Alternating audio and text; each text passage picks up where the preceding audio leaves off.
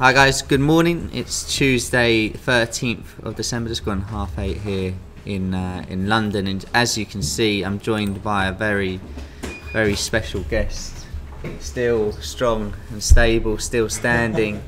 Can't have many of your lives left, can you, Theresa?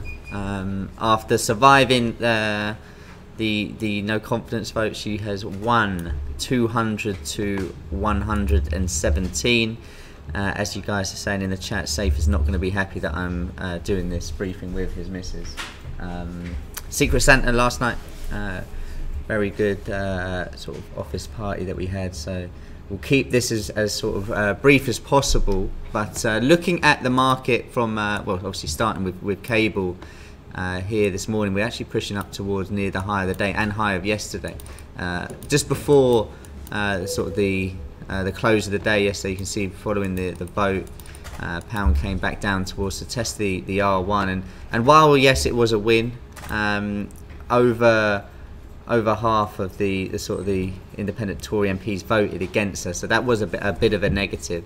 And yesterday started obviously with the no confidence vote to be triggered. The 48 letters had been received, and really since then, if I just come to circle that for the pound, we have actually pushed higher. A lot of sort of public backing, public support for Theresa May via Twitter.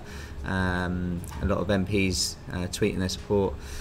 We had then pushed higher for the pound. You can see really from, well, just as we were getting into the office yesterday, sort of 8 o'clock, 8:30 when this was coming out, to last night. So we were trading at that time on quite incredibly a technical double bottom there at 124.80, and we're now trading 126 basically 80, so 200 ticks higher. All is well for now. If we look at the pound over the last few days, you can see a lot of the sort of the price action that would have for that no confidence vote would have already been priced in. So I think it was more a case of sort of buy the rumor, sell the fact on the sort of the headline that she had won, but the sort of relief rally, if you like, that it's not the worst case scenario. Whether she can, go Europe and change anything, obviously remains to be seen. I think if we look as well at the pound, how we're trading longer term, it's not great still. That trend line that had trend channel, I should say, that had broke during the week, we're now back trading into that, and key level wise we're now trading, or we were a couple of seconds ago, right on what was the low of the summer, the August low. So quite a key place sentiment wise, I would suggest, where we closed the week here. You can see the first test of this that we had back at the very beginning of December the 4th, so just over a week ago. We tested that high last night before coming down around 9 o'clock post vote, and now we're testing it again this morning. So can we close above or below will be very key. If we also have a look at yesterday, well, how we're sort of trading this morning, the euro has continued to push on, as the dollar slightly, well, a touch weaker across the board. You've got equities that are just coming under a bit of pressure now. The DAX, following the open, is coming back down to sort of test its lower part of the day, and if we can sort of confirm a break here, I wouldn't be too surprised to see this filter through to US stocks as well. So just testing that trend line now, worth keeping an eye on that, along with the sort of the low that we had not too long ago as well. So it'll be worth keeping an eye on how equities trade around here. Positive talk out of China and US, which help boost equities into the sort of the afternoon. However, again, these trend lines have been really useful across markets, and once we had broken that, if I just draw this on, you can see the real move to the downside continued, and on the break of that, the retest worked very well. So possibly looking to see a similar thing here in the DAX, where we're just testing that now. It'll be worth sort of looking for that correlation to come through, both in Euro stocks testing the trend, and also S&P here now. If I just bring up the trend line for those that are looking at these markets, if we were to get a breakthrough, which we have, a retest of that, also the sort of morning support from 7 AM could be an opportunity to get short down towards the pivot. Also, yesterday we had the oil data out, which did not back up the API in terms of the size of the drawdown. Only a 1 million rather than the 10 for the API, which you can see circled here. And I was, to be honest, pretty shocked that we didn't get the initial break below the pivot level, also the low just before the API, acting as incredible support. And it wasn't really till late last night where the sort of the energy complex in general came under a bit of pressure. But also you can see oil here moving quite sharply down from, at the time, $52 to 51, so $1 move there in oil. Got this trend line marked up on the chart here for oil going back from the low of the year, and you can see if I was just to extend that, this was obviously drawn yesterday, won't be too far away from where we're currently trading. And throughout the briefings this week, it has been sort of our view that oil may well look to break lower and come down to test $50, and this trend line I would still look to have on the chart. You've got your two tests already, so you're looking for the third one here.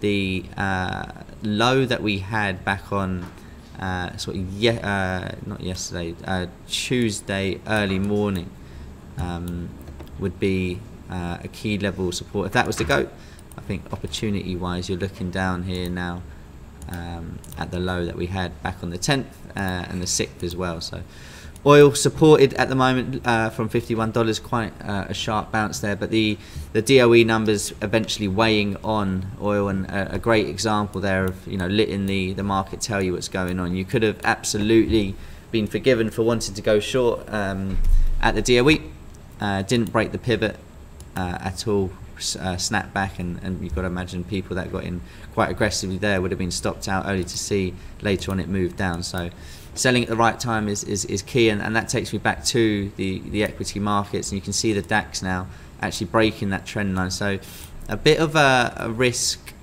off tone here in equities early morning, just coming through with that break, and you'd look to see gold and T-notes perhaps caps a bid, and you can see, yes, over the last sort of 15 minutes or so, gold is pushing on, and that high of the day isn't too far away now as we're back above the pivot. Yesterday for gold, quite a choppy day, didn't really know what to do as equities were moving higher, but also the dollar was weak, and it was a bit confused which sort of correlation to go off, and you can see now quite a strong level of resistance from today's highs and yesterday's highs. I think looking to get into gold might be rather tricky, even when we had broken into early morning today. This trend line from yesterday, you can see was pretty choppy. To the upside, I think if we can break that high of the day and perhaps equities do continue to come under pressure, obviously the obvious target would be back towards sort of the R1 and the highs of the week as well for that. T-notes also catching a bid as mentioned, as equities do to sort of test those lower levels, coming up to its high of the day. And incredibly, mentioned in the I think it was the briefing, one of the ones last week, just the recovery that T-notes have had, and bonds in general, from those yearly lows back up to levels that we were trading in early February. So while technically we couldn't break and close above the sort of the summer highs, you can see now we're just coming under a bit of pressure. Looking at the calendar for today in terms of sort of trying to plan the best times to get into a trade, you've also other than obviously the unsort of scheduled Brexit comments that we know will come out regularly from now on. We have the ECB, which we'll do a bit more of an in-depth rundown closer to the time, but that will be the main event of the morning. 12:45, the sort of the rate decision. Obviously, not expecting any change whatsoever. But you also have the, as usual, the ECB press conference from Draghi 45 minutes later. So not expecting too much in the way of movement before 1:30 really, as everything expected to obviously keep the same. Press conference might give a bit more in the way of opportunity, and quite a few markets are actually sitting. Well, Euro market, I should say, are sitting quite nicely. If we go back to look at the Bund before going back to the calendar, you can see on the sort of the longer time frame, looking over a period of days, we have now, just this morning, broken out this range that we've been in for the last sort of few trading days, and technically obviously pretty key whether we close back above into that range or below, obviously depending on how hawkish or dovish the ECB are, will determine that. Obviously the risk off tone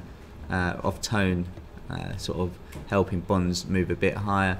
Just to confirm that, you have the Dow Jones also having broken that trend line, and I talked about yesterday the use of trend lines, and I'll do it again today, and I think they really are a very useful tool to sort of determining sort of sentiment for the day. So now we are below those trends. I think you wouldn't necessarily want to be looking to get long equities unless we can sort of get above that. For oil as well, while we are sort of mid-range for the day now, only down, well, we're literally pretty much flat for where we opened. That trend line as well would be a really key break below that from a sort of sentiment point of view. Also looking at the calendar, you've got your weekly jobless claims numbers that are coming out at the same time, but obviously with Draghi speaking, focus is definitely going to be elsewhere other than the US data,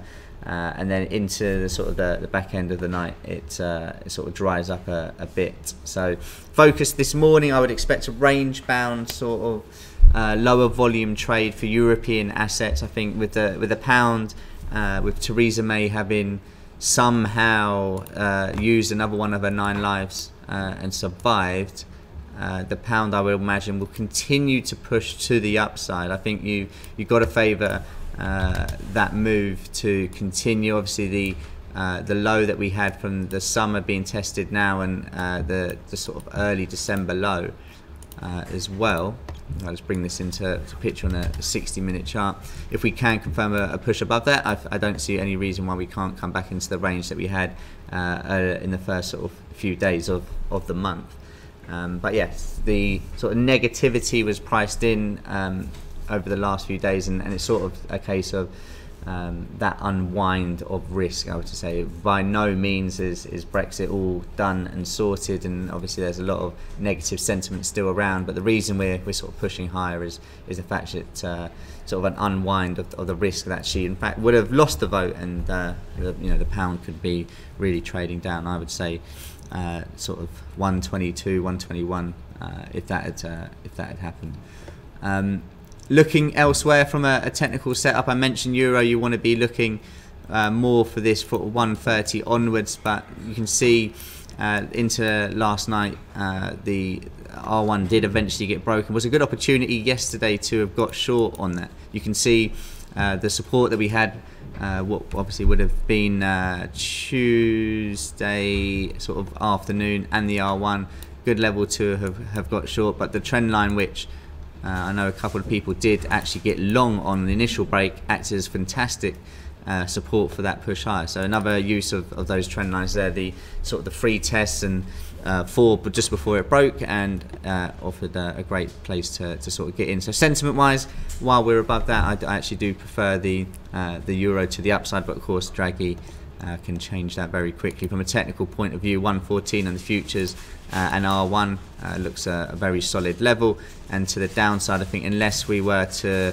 really break this trend from yesterday's morning low, afternoon low, and today's low as well, I wouldn't really be looking to get short. So nice sort of setups already in euro, progressing through there.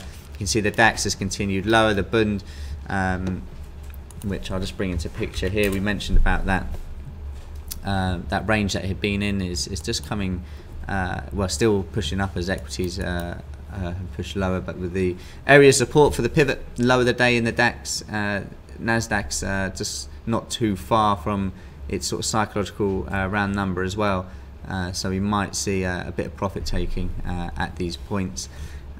Elsewhere, if we have a look at the other currency pairs, just to sort of finish things up, we have a look at the Aussie dollar. Also a decent market from a technical point of view yesterday. Once we had broken out the sort of the trend of the morning. You can see we're stuck in this pennant, and I remember tweeting at the time and speaking to the guys in house about how I wanted to get short if we had broken through, and it just acted as such great support coming into the US CPI numbers, which were bang in line. It was right at that period, and I was thinking, oh, well, typical right comes to sort of the entry for the trade just on the data, and I was expecting, you know, good numbers to come in and break through, but that wasn't to be the case, and actually the opportunity was on a break of the trend line the opposite way, and you've got again 1, 2, 3 the test there, the retest, and it was a great sort of opportunity to get long. So I would really look to incorporate these trends just from a gauge's sentiment while there's this sort of air of uncertainty around at the moment as well. Euro pound just testing yesterday's low, and I can see Michael in the chat just talking about the pound retesting that high of the day here. From a technical point of view, just looking at the last couple of days, and sorry to bore you with trend lines, but again you can see just how well this has been respected from the original high we had before the vote yesterday, then that high of the day, and today. Very well tested each time. So if we were to get a break of that, I can see a strong push towards 127 very quickly. So worth keeping an eye on that from an opportunity point of view. Speaker wise, obviously Draghi's conference at 1:30 is going to be the main thing. You've got a couple of other speakers to be aware of. Bank of England's Cunliffe at 2:30, but in terms of movement for the pound, you've got to imagine that's going to come elsewhere today. So any questions, obviously please do get them in the chat. I'll be keeping an eye on the pound here at this high. Also equities, which are coming under a bit of pressure this morning following a decent rally again yesterday. Sentiment just seems to have changed. Oil as well now recovering very well from $51. That trend line that we talked about all week, if that's to go, I imagine the move down to $50 would come quite quickly. But yeah, any questions, please do let me know. We'll do a further rundown into the ECB at 12:45 and 1:30. But if I don't speak to you before then, hope you all have a good trading day. And I'll catch you in the chat.